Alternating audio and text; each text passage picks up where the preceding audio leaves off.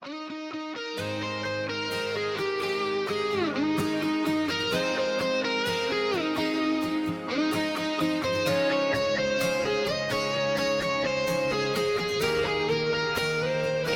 Music Production.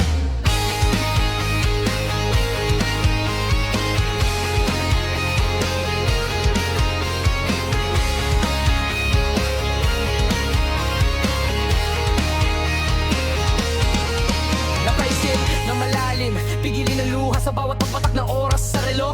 Dati-rati ay tayo pero ngayon ay malabo na para bang usok ng sigarilyo.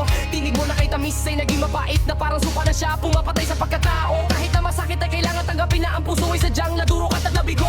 Ngunit tignan mo ako, hindi susuko, hindi hihinto sa paglakad palayo sa anino. Ang alaala natin dalawa na puno ng pangako na uwi lang sa pagiging tuso. Bawat tagbang ay bigat, bawat hinga ay hirap, pero heto pa rin at nakatayo. Lilinisin ang isip, itatapon ng galit, itatako ang sakit sa madilim ko na sulok.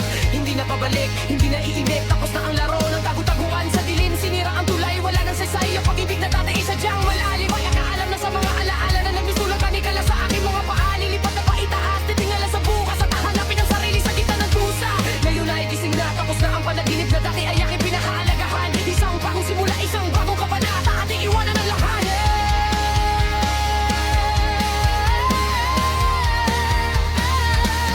Dati kung kailan nung ako'y natauhan, saka mo ko pinaglaban. Mo'y nanatili ako kahit na paulit-ulit man akong nasasaktan. Ayoko na rin muling maranasan, sarili ay napabayaan ko.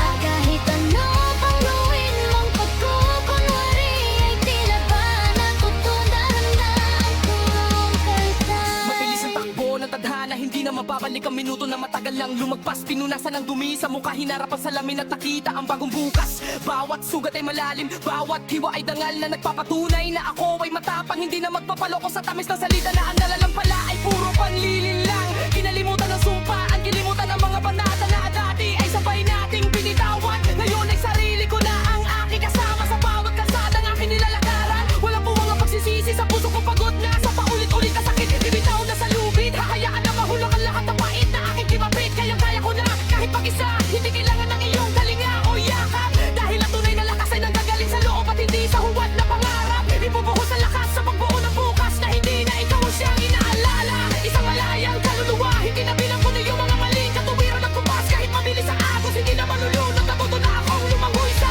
alon. Ang dating lukmok sa putik ay heto na ngayon at dahan-dahang humahon.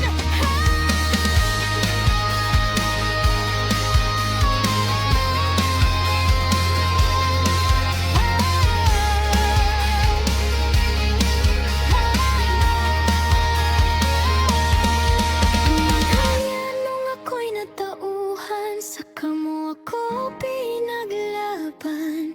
No'y nanatili ako kahit na paulit-ulit man akong nasasaktan. Ayoko na rin